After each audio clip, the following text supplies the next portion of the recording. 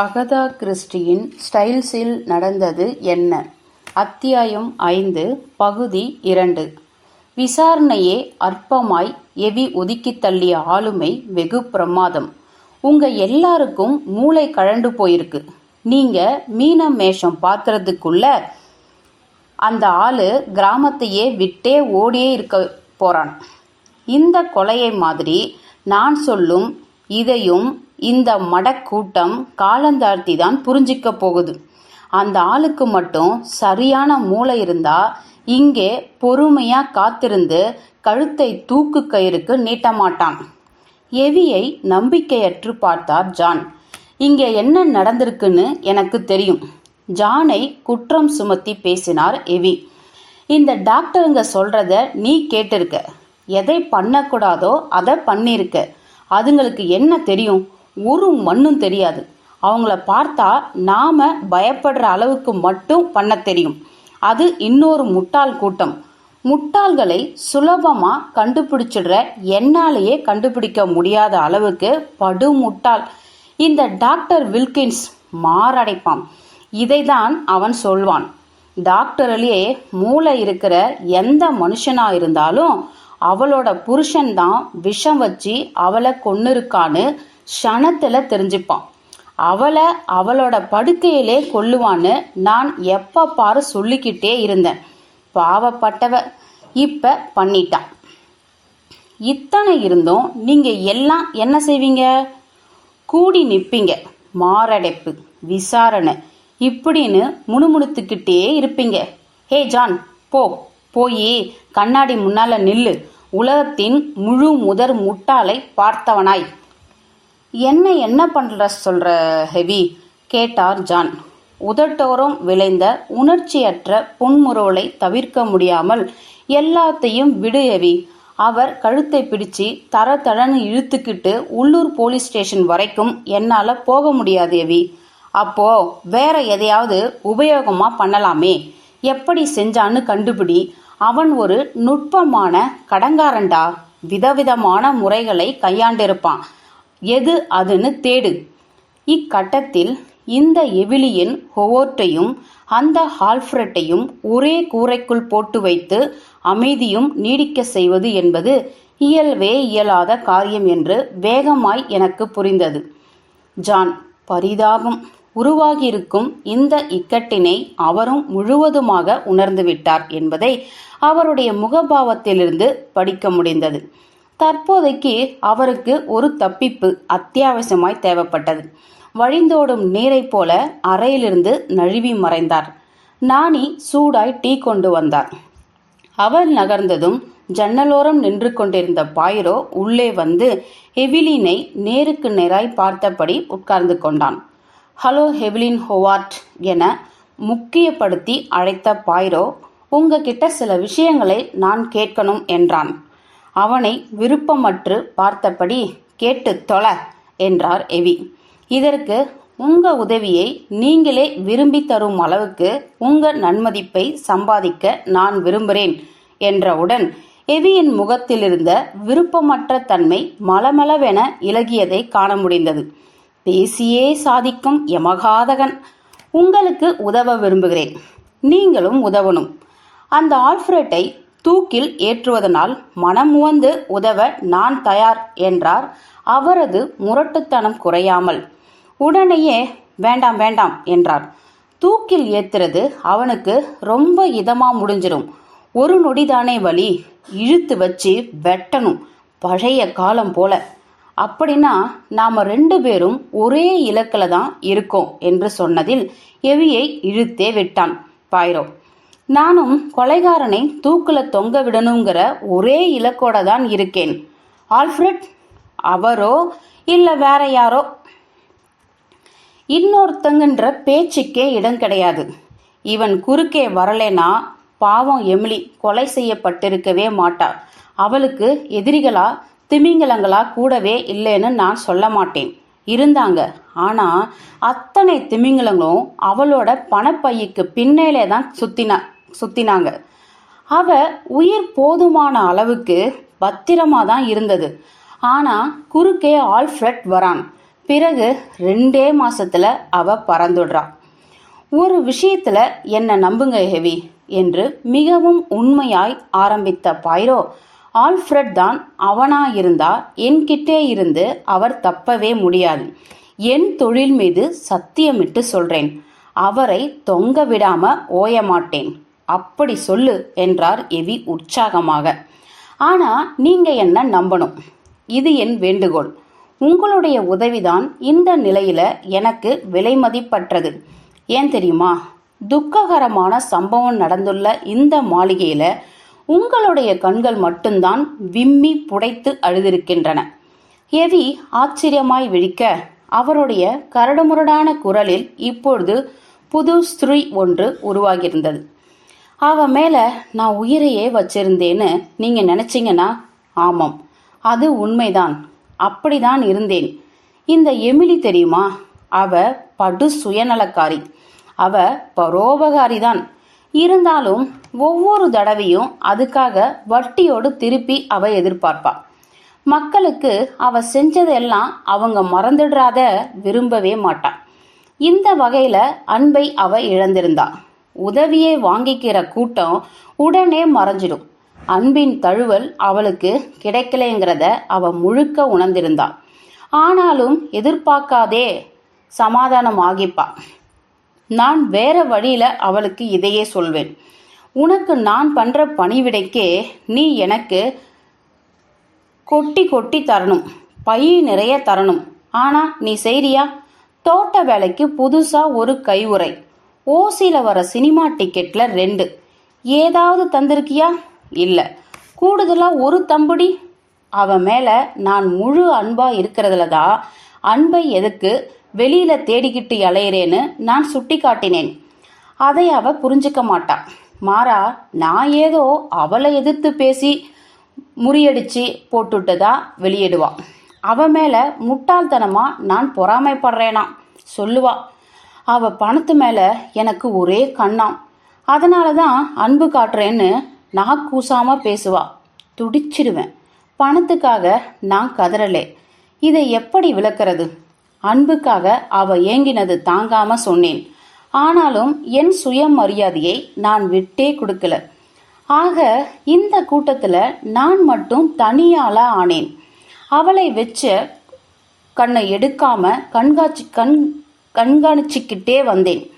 இந்த மிருக கூட்டத்திலிருந்து அவளை காப்பாத்துற ஒரு பாதுகாப்பு வளையமாதான் நான் இருந்தேன். அப்பதான் நாக்குல தேனும் உள்ளே வினையும் வச்ச ஒரு பொறுக்கி உள்ளே வரான். அப்புறம் அத்தனை வருஷமா நான் வச்சிருந்த அத்தனை அர்ப்பணிப்பும் வீணா போகுது. பாய்ரோ பரிதாபத்தை உணர்த்தி தலையசைத்து கொண்டிருந்தான். புரியுது எவி, புரியுது. உங்களுடைய அத்தனை உணர்வும் கொந்தளிப்பும் பூரணமா புரியுது. இது இயற்கைதான். நீங்க நாங்கெல்லாம் ஒன்னுத்துக்கும் உதவாத கூப்பிட்டோன்னு ஒரு புழு மாதிரி நினைச்சுக்கிட்டு இருக்கீங்க. அப்படி கிடையாது எவி. இந்த கட்டத்துல தலையை உள்ளே நுழைத்த ஜான், அவரும் வக்கீல் வெல்ஸும் எமிலியின் பிரத்யேக அறையில் மேஜையை பார்த்து விட்டதாகவும், எனவே எங்கள் இருவரையும் திருமதி எமிலியின் அறை வரை வருமாறு அழைத்தான். படிக்கட்டு ஏற நாங்க ஆரம்பிக்கும் போது திரும்பி சாப்பாட்டு மேஜையை ஜான் பார்த்தார். குரலை ரகசியமாய் குறைத்து கொண்டார். சொன்னார், அதோ பார், அந்த ரெண்டும் சந்திச்சுக்கிட்டா என்னவெல்லாம் நடக்குமோ. வேறு வழி இல்லை என என் தலையை மறுத்து அசைத்து காட்டினேன். முடிஞ்ச வரைக்கும் 2ஐயும் பிரிச்சே வைக்குமாறு மேரிக்கிட்டே சொல்லியிருக்கேன். அதை மேரியால செய்ய முடியுமா? கடவுளுக்கே வெளிச்சம். ஒரு வழிவிற்கு. ஆல்ஃபிரட் இவளை சந்திக்க எவ்விதமான ஆர்வமும் காட்ட மாட்டாரு. இது காட்டினா? இப்போது பூட்டியிருந்த அறையினை நாங்கள் அடைந்திருந்தபடியால் சாவி இன்னும் உன்கிட்டேதானே இருக்கு பாய்ரோ என கேட்டேன் நான். பாய்ரோடமிருந்து சாவியை பெற்றுக்கொண்டு கதவினை ஜான் திறக்க நாங்கள் அனைவரும் உள்ளே போனோம். வக்கீல் நேராக மேஜையை அடைந்தார். ஜான் பின்னாலேயே போனான். அனைத்து முக்கியமான சஸ்தவேஜுகளையும் அம்மா இதுல வச்சிருந்ததா நம்புறேன். சாவி கொத்தை வெளியே எடுத்தான் பாய்ரோ. அனுமதி வேண்டும். ஒரு பாதுகாப்பு நடவடிக்கையாய் இன்னைக்கு காலையில இதை நான் பூட்டினேன். ஆனா இப்ப இது பூட்டி இல்லையே, திறந்தல்ல இருக்கு. வாய்ப்பே கிடையாது, பாருங்க. ஜான் சொல்லிக்கொண்டே அதன் மூடியை திறந்து காட்டினான். செயலற்ற குழப்பத்தில் ஆ ஆ என கதறினான் பாய்ரோ. நான் நான் ஓ, 2 சாவிகளும் உன்கிட்டே இருக்கும்போது? அவனே பெட்டியை எகிரி நெருங்கினான். இந்த பூட்டு உடைக்கப்பட்டிருக்கு. என்ன? குழுவினராய் கேட்டோம். பாய்ரோ பெட்டியை மறுபடியும் வைத்தான். எனில் யார் உடைத்தது? ஏன் செய்யணும்? எப்போ? கதவு பூட்டில இருக்கு. இக்கேள்விகள் எங்களிடமிருந்து தனித்தனியாய் எழுந்தன. இவற்றிற்கு வரிசையாகவும் இயந்திரத்தனமாகவும் பதில் தந்தான் பாய்ரோ. யார்? இது கேள்வி. ஏன்? தெரியலையே. எப்போ? 1 மணி நேரத்துக்கு முன்னாடி நான் இங்கே இருந்திருக்கேன். கதவு பூட்டியே இருக்கு. இருந்தா என்ன? அது வெறும் சாதா பூட்டு. இங்கே இருக்கிற வேற எந்த பூட்டின் சாவியும் அதுக்கு பொருந்தலாம். வெறுமையாய் ஒருவரை ஒருவர் பார்த்து கொண்டோம். பாய்ரோ அலமாரி பக்கம் நகர்ந்திருந்தான். வெளிப்படையாய் அவன் அமைதியாய் இருப்பது போல தோன்றினாலும் நான் அவனது கைகளை நோட்டமிட்டேன். அவை நடுங்கிக் கொண்டிருந்தன. எல்லாவற்றிலும் நேர்த்தியை எதிர்பார்க்கும் அவனது கை விரல்கள் அங்கிருந்து ஒரு பூங்கொத்தில் வளைந்து அழகாயில்லாமல் இருந்த மலர்களை சரி செய்து கொண்டே இருந்தாலும் அதீத நடுக்கத்தில் இருந்தன. இறுதியில் கவனிங்கள், என்ன நடந்திருக்கிறது என்பதை என்றான். இந்த பெட்டியில என்னவோ இருந்திருக்கு. ஒரு சாட்சி.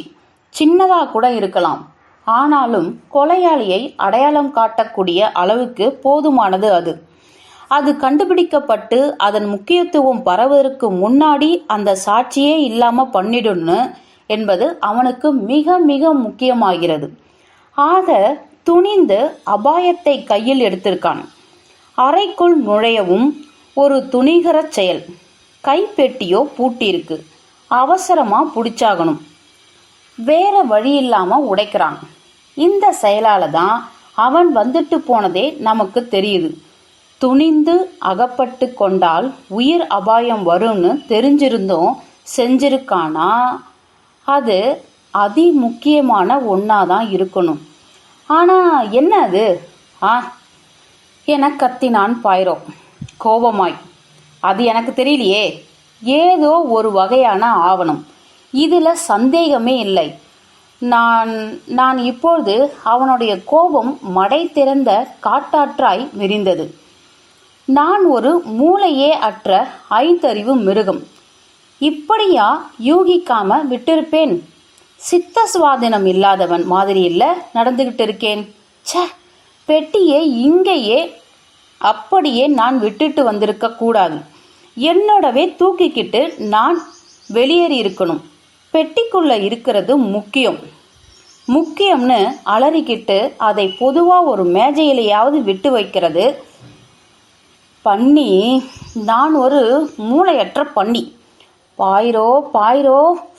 ஆமாண்டா, எனக்கு எதுக்கு 6வது அறிவு? சிந்திக்க முடியாதவனுக்கு எதுக்கு அறிவு? இப்ப பாரு, அது காணோம். அது அழிக்கப்பட்டிருக்கும். அப்படித்தானே? அழிக்கப்பட்டிருக்குமா? இன்னொரு வாய்ப்பு கிடைக்குமா? பைத்தியமானான். அறைக்குள்ளிருந்து பித்து பிடித்தவன் போல வெளியேறினான். என் அவயங்களை என் கட்டுக்குள் கொண்டு வந்துவிட்டு அடுத்த கணமே அவன் போன திசையில் நானும் அலையாய் ஓடினேன். ஆனால் படிக்கட்டுகளின் முதல் படி அருகே வருவதற்குள் அவன் எனது கண் பார்வையிலிருந்து எங்கோ மறைந்திருந்தான். படிக்கட்டுகள் ஏறும் இடத்தில் திருமதி மேரி ஜானும் நின்று கொண்டிருந்தார். அவன் இறங்கி மறைந்து போன வரவேற்பறையின் பகுதியே வைத்த கண் வாங்காது முறைத்தபடி அவர் நின்று கொண்டிருந்தார். உங்களுடைய அந்த குள்ள நண்பனுக்கு அசாதாரணமா என்ன ஆகிடுச்சு ஹேஸ்டிங்ஸ்? என்னை வெறி பிடிச்ச மாடு மாதிரி முட்டி தள்ளிக்கிட்டு ஓடுறாரு. எது குறித்தோ உடைஞ்சு போயிருக்கான் என்றேன் நான் மெதுவாய். எந்த அளவுக்கு விஷயத்தை நான் வெளியே சொல்லுவது நல்லது என எனக்கு தெரியவில்லை. திருமதி மேரியின் உணவுபூர்வமான உதடுகளில் ஓர் உயிர்பற்ற சிறு புன்னகை விளைய ஆரம்பித்ததை கவனித்த நான் பேச்சை மாற்றிவிடும் முடிவில் இறங்கி, இன்னும் அவங்க சந்திச்சுக்கல இல்ல என்றேன். எவங்க? திரு ஆல்ஃபிரட் மற்றும் ஏவி? என்னையும் குழப்பும் தினசில் பார்த்தார் அவர். அவங்க 2 பேரும் பார்த்துக்கிட்டா அப்படி ஒரு பிரளயம் உருவாகும்னா நினைக்கிறீங்க? பிறகு உங்களுக்கு தோணல? திடுக்கிட்டவனாய் கேட்டேன் நான். இல்ல, அவருக்கு உரிய சிறு புன்னகையிலேயே இருந்தார். அப்படி ஒரு வெடி பிரளயத்தை மறுபடியும் பார்க்கணும்னு இருக்கு. மாளிகை காற்றுல அடைச்சிருக்கிற இறுக்கத்தை அதுதான் தணிக்கும். இங்கே எல்லோரும் என்னெல்லாமோ நினைக்கிறோம். அதுல ஒன்றும் புரியாததுல ரொம்ப கம்மியா பேசுறோம். ஜான் உங்களை மாதிரி நினைக்கல என்று குறிப்பிட்டேன் நான். அவங்கள பிரிச்சே வைக்கணும் என்பதுல அவர் குறியா இருக்கார். ஓ, ஜான்? இப்படி அவர் சொன்னதில் எனக்குள் ஏதோ ஒன்று பற்றி கொண்டது. அதனால் நான் யோசனையின்றி சொன்னேன், ஜான் ஒப்பிட முடியாத அளவுக்கு நல்லவன். ஓரிரு நிமிடங்கள் என்னை ஆர்வமாய் படித்த அவர் பிறகு என்னை ஆச்சரியமாக்கும்படி, நீங்க உங்க நண்பனுக்கு மிகவும் கடமைப்பட்டவராய் இருக்கீங்க என்றார். எனக்கு இது பிடிச்சிருக்கு. ஏன், நீங்களும் கூட எனக்கு நண்பர் இல்லையா? ஆனா நான் ரொம்ப கெட்ட நண்பர். ஏன் அப்படி சொல்றீங்க? ஏன்னா இதுதான் உண்மை. நான் என் நண்பர்களுக்கு மிக மிக சுத்தமானவளா முதல் நாள் இருப்பேன். மறுநாள் அப்படி இருந்தா அத்தனையும் மறந்துடுவேன். என்னை எது தூண்டி உந்தி தள்ளியது என தெரியவில்லை. அர்த்தமின்றி கிறுக்குத்தனமாய் சொன்னேன். அப்படி இருந்தாலும் நீங்க அசைக்க முடியாத அளவுக்கு வசீகரமானவராய் திரு பௌரிஸுக்கு தெரியுறீங்க. சொன்ன உடனேயே இவ்வார்த்தைகளுக்காக நான் வருந்தினேன். இலகியிருந்த அவரது முகம் இறுகியது. அந்த உயிரோட்டம் மிகுந்த பெண்ணின் முகத்தில் ஒரு இரும்பு திரை வந்து கவிழ்ந்து எங்களை பிரிப்பதை என்னால் அறிய முடிந்தது. ஒரு வார்த்தை சொல்லாமல் திரும்பிக் கொண்டவர் மிக துரிதமாய் படிக்கட்டுகளில் ஏறி ஓடினார். நான் ஒரு முட்டாளாய் அவர் ஏற ஏற எங்களுடைய விரிந்து கூடிய இடைவெளியை பார்த்து கொண்டிருந்தேன்.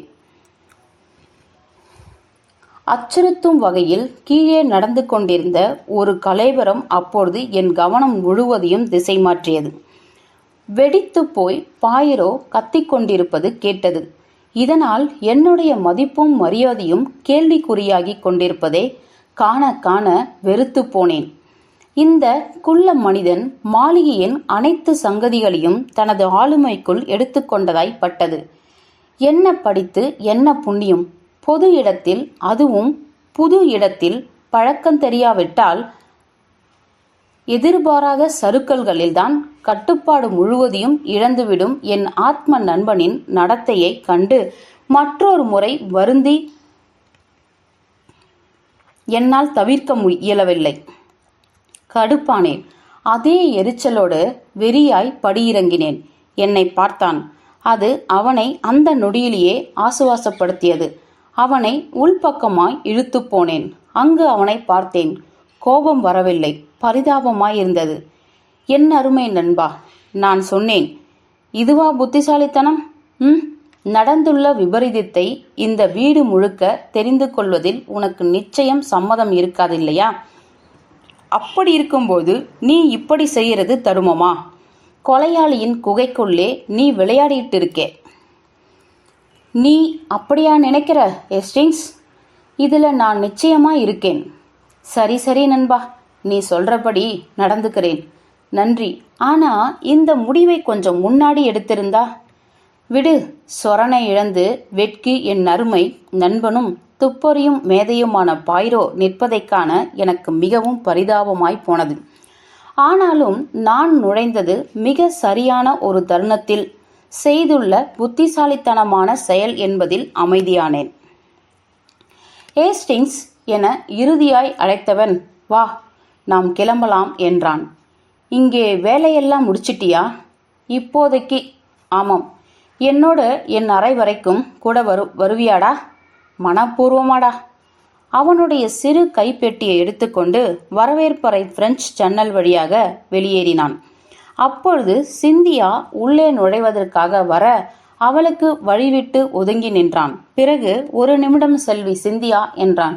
ம் என்று என்ன விஷயம் என்பது போல் பார்த்தாள் அவள். நீங்க திருமதி எமிலிக்கு வேண்டிய மருந்துகளை எப்போதாவது செய்து கொடுத்துருக்கீங்களா? சிறு அலை அவளது முகத்தில் எழுந்து அடங்கியது. முன்னெச்சரிக்கையாய் இல்லை என்று மட்டும் சொன்னாள். ஏதாவது மருந்து பவுடர்கள்? முகத்தில் அலை இன்னும் தீவிரமாக்கியது. ஓ ஆமாம், அவங்களுக்கு தூக்கம் வர உதவும் சில தூக்க மாத்திரைகளை மட்டும் நான் ஒரு முறை செஞ்சு தந்திருக்கேன் என்றாள். மாத்திரையா இல்ல பவுடரா? பவுடர் இதுவா? பாயிரோ அத்தூள்களை அடங்கியிருந்த காலி பெட்டியை காட்டினான். அவள் ஒப்புதலாய் தலையசைத்தாள். அவை என்ன என்று சொல்ல முடியுமா? சல்ஃபோனல், வெரோனல்? இல்லை இல்லை, அவை புரோமைட் பவுடர். ஹா, ரொம்ப நன்றி செல்வி. விறுவிறு என நாங்கள் மாளிகையை விட்டு கிளம்பியதும் நான் அவனை ஓரிரு முறை பார்வையிட்டேன். பலமுறை கவனித்திருக்கிறேன். அவன் எதனாலோ கிளர்ந்திருக்கும் போது அவனுடைய கண்கள் வெகுண்டு பச்சை பூச்சும் கொள்ளும். பூனை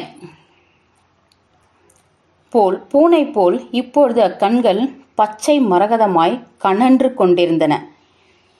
இனியவனே என கடைசியில் அமைதியாய் உடைத்த அவன், எனக்குள் ஒரு சிறு யூகம். பைத்தியக்காரத்தனமாக கூட இருக்கும், ஏன் அசாத்தியமானதாக கூட இருக்கலாம். ஆனாலும் நண்பா, அது பொருந்தது என்றான். நான் தோள்களை குலுக்கி காட்டினேன். ரொம்ப ரொம்ப சிந்தித்து இது போன்ற பல வகையான யூகங்களுக்கும் உடனுக்குடன் அடிபணிந்து போகும் அளவுக்கு இவன் ஆகிவிட்டான் என உள்ளூர நினைத்து கொண்டேன். இவ்வழக்கை பொறுத்தவரை உண்மை பட்டவர்த்தமாக இருக்கிறது, ஒளிவு மறைவின்றி தெரிகிறது. ஆனாலும் யூகம் தருகிறான். என்ன யூகம் என்ற நான், முகவரி ஒட்டப்படாத அந்த மருந்து டப்பாவா என்றேன். அதுக்கு இப்போ விடை கிடைச்சிடுச்சு இல்லையா? ரொம்ப சுலபமாக முடிஞ்சிடுச்சு. இப்போ ஒரு முடிவு இருக்கணும். நான் நினைச்சே பார்க்கல. பாயிரோ நான் சொல்வதை கவனிப்பதாகவே தெரியவில்லை. அவங்க இன்னொரு கண்டுபிடிப்பு செஞ்சிருக்காங்க என்றான். அவனது கட்டை விரலை தூரத்தில் தெரிந்து கொண்டிருந்த அகண்ட ஸ்டைல்ஸ் மாளிகையை நோக்கி சுட்டி காட்டியபடி நாம மாடிக்கு போய்கிட்டு இருந்த போது வேல்ஸ் சொன்னார். என்னது? விறுவிறுப்பானேன். பிரத்யேக அறையில் மேஜையில் ஒரு பூட்டப்பட்ட தட்டில் திருமதி எமிலியின் உயில் ஒன்றை கண்டெடுத்திருக்காங்க. திருமணத்துக்கு முன்னாடி தேதியிட்டது. அதன்படி அத்தனை சொத்தும் ஆல்ஃபிரட்டுக்கு தான் போகுது. அவங்க நிச்சயதார்த்தம் முடிஞ்ச கையோட இது எழுதப்பட்டிருக்கணும். உயில் ஆவணத்தில் தான் தட்டச்சு செய்யப்பட்டிருக்கு. 2 வேலைக்காரங்க வேற சாட்சி கொய்யப்பம் இட்டிருக்காங்க. நாணி இல்லை, இது ஆல்ஃபிரட்டுக்கு தெரியும். அவர் தெரியாதுங்கிறார். இந்த உயில் சமாச்சாரம் எல்லாம் குழப்புது என்றேன். நான் ஒட்டுறவு இல்லாமல் முதல்ல நீ சொல்லு. அந்த உரையில கிறுக்கலா இருந்த எழுத்துக்கள் உயில் நேத்து மதியம்தான் எழுதப்பட்டிருக்குன்னு கண்டுபிடிக்க எப்படி உனக்கு உதவுச்சு? பாயிரோ சிரித்தான். ஹேஸ்டிங்ஸ், கடிதம் ஒன்று எழுதிக்கிட்டு இருக்கும்போது எப்போதாவது ஒரு குறிப்பிட்ட வார்த்தையோட அட்ரஸங்கள் அறிய தெரியலாம் என்னும் காரணத்தால் நீ திண்டாடியது உண்டா? ஓ, பல தடவை. ஆங்கிலம் எழுதும்போது ரொம்ப வரும். இது எல்லோருக்கும் உள்ள மேனியானது நினைக்கிறேன். ரொம்ப சரி. அப்படி குழப்பம் சமயங்களில் அந்த வார்த்தையை ஓரிரு முறை துண்டுச்சீட்டில் எழுதி சரியா வருதான்னு சரியா தெரியுதான்னு நீ முயற்சி பண்ணினதில்ல? வேற வழி? இதை நான் திருமதி எமிலி செஞ்சிருக்காங்கன்னு நீயே இதில் கவனிக்கலாம். போசஸ்ட் என்னும் வார்த்தை, அதாவது சொந்தமாக வச்சுக்கிறது அல்லது கையகப்படுத்தியிருப்பது அல்லது வயப்படுத்தி பிடிச்சு அனுபவித்து கொண்டிருப்பது, இப்படி எந்த அர்த்தம் வேணும்னாலும் எடுத்துக்கலாம். இதை முதல்ல ஒரு எஸ் மட்டும் போட்டு எழுதி பார்த்திருக்காங்க. திருப்தி வரல. அப்புறம் தொடர்ந்து 2 எஸ் போட்டு சரியாக முடிவு பண்ணியிருக்காங்க. இன்னும் ஊர்ஜிதப்படுத்திக்க ஒரு வாக்கியமாகவே எழுதி பார்த்திருக்காங்க. அதுதான் நான் சொந்தமாக்கப்பட்டு விட்டேன் என்னும் அர்த்தம் தரும். I am passed. இப்போ இது எனக்கு என்ன உணர்த்தியதுன்னு பார்ப்போம். திருமதி எமிலி பாசஸ்ட் என்னும் வார்த்தையை அன்னைக்கு மத்தியானம் எழுதியிருக்காங்க. இந்த தப்பு இதை தான் எனக்கு சொல்லுச்சு.